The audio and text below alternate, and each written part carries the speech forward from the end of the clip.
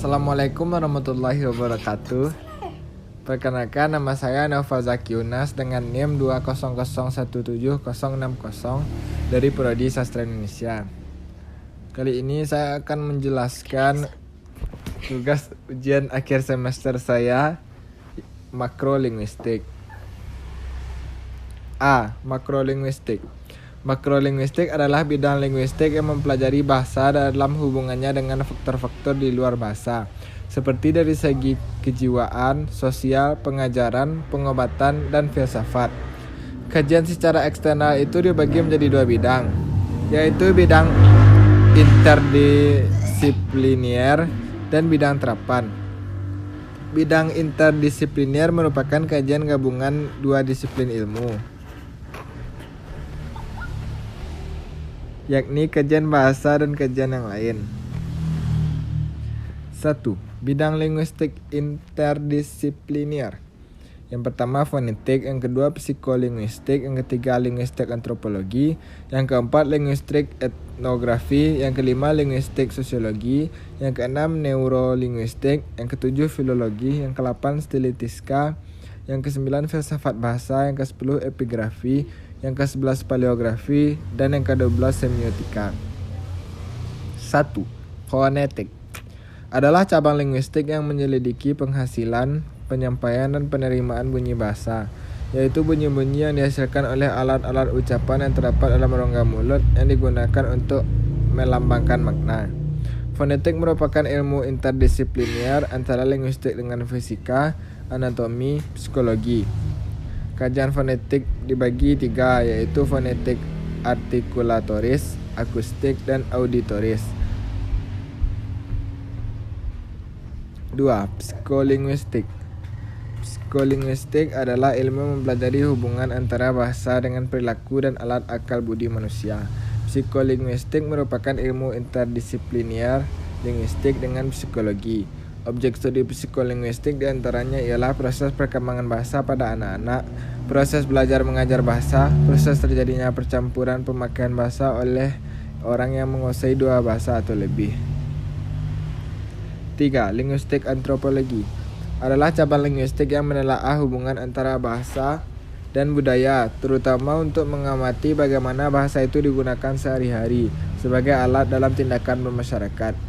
Antropologi linguistik ada kalanya disebut etnolinguistik, yaitu menelaah bahasa bukan hanya dari strukturnya semata, tapi lebih pada fungsi dan pemakaian dalam konteks situasi sosial budaya. 4. Linguistik etnografi adalah penyelidikan mengenai lingkungan alam dan budaya suatu masyarakat bahasa dengan menggunakan teknik penelitian lapangan untuk mendeskripsikan konteks situasi pertuturan. 5. Linguistik sosiologi adalah penyelidikan bahasa yang berpegang pada pandangan bahwa bahasa tidak dapat dipisahkan dari konteks sosial manusia, dan yang menghubungkan analisis bahasa dengan gaya pengungkapan orang atau kelompok. Sebagai contoh, dapat dikemukakan pemakaian ragam bahasa Jawa.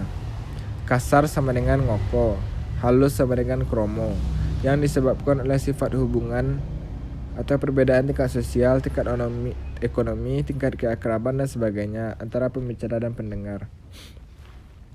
6. Neurolinguistik merupakan kajian yang berupaya memahami kerja otak untuk memproses kegiatan berbahasa, sebagaimana psikolinguistik, hanya saja fokusnya berbeda. Neurolinguistik berfokus pada upaya untuk membuat sebuah model neural program yang merupakan rekonstruksi kerja otak dalam memproses kegiatan bicara, mendengar, membaca, menulis, dan berbahasa isyarat.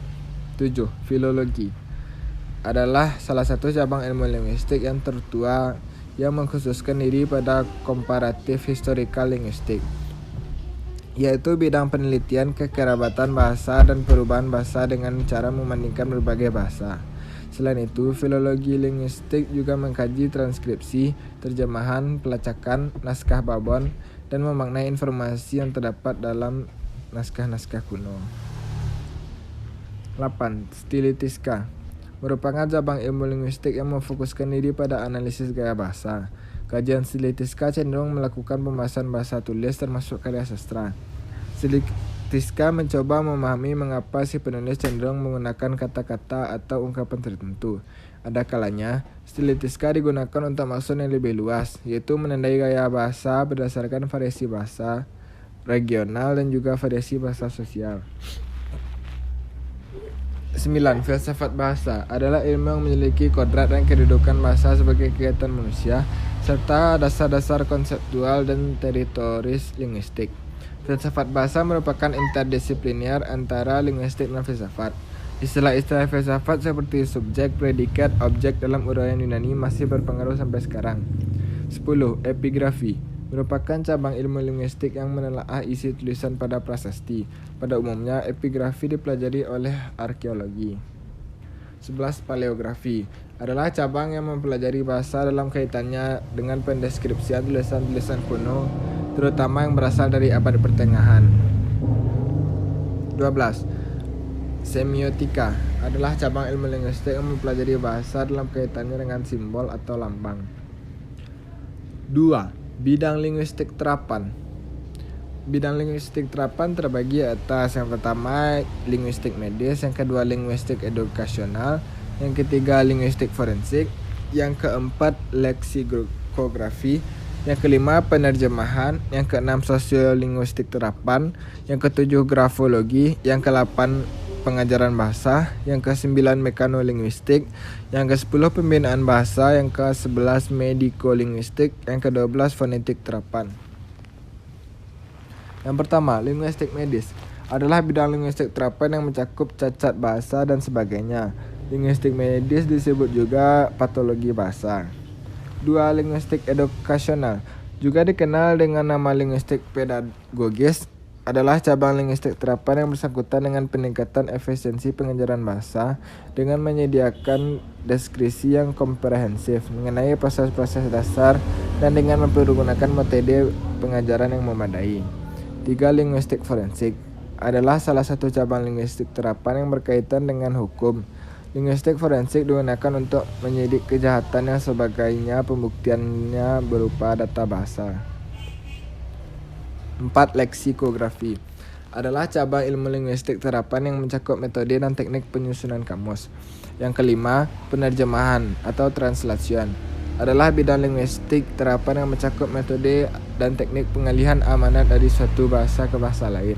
Tujuan utama penerjemahan adalah menghasilkan terjemahan yang semirip mungkin dengan naskah aslinya. 6. Sosiolinguistik terapan adalah bidang linguistik yang terapan mempelajari atau penggunaan bahasa dalam komunikasi sosial. 7. Grafologi adalah kajian linguistik mengenai sistem simbol yang digunakan untuk menyampaikan pesan bahasa dalam bentuk tertulis. Grafologi mengkhususkan diri pada jenis simbol apa yang dipilih untuk membentuk sebuah sistem tulis. Berapa jumlah simbol yang digunakan untuk mentransfer bunyi bahasa ke dalam bentuk tertulis. Bagaimana aturan penggunaan simbol-simbol itu sehingga dapat dipakai untuk menuliskan bahasa lisan. 8. Pengajaran bahasa adalah bidang linguistik terapan yang mempelajari bahasa untuk kepentingan proses belajar mengajar bahasa, baik bahasa ibu maupun bahasa asing. 9. Mekanolinguistik adalah bidang linguistik terapan yang mencakup penggunaan linguistik untuk ilmu komputer dan usaha untuk membuat mesin penerjemahan, memanfaatkan komputer dalam penelitian bahasa. 10. Pembinaan bahasa adalah bidang linguistik terapan yang mempelajari bahasa agar pemakai bahasa sadar dan patuh terhadap kaidah yang berlaku. 11. Medikolinguistik adalah bidang linguistik terapan yang mempelajari bahasa untuk diterapkan di dalam pengobatan. 12. Fonetik terapan adalah cabang ilmu linguistik terapan yang mempelajari bunyi bahasa dan penggunaannya di dalam praktek. Terima kasih. Sekian penjelasan dari presentasi makalah saya. Maaf untuk segala kesalahan dan kekurangannya. Terima kasih banyak. Assalamualaikum warahmatullahi wabarakatuh.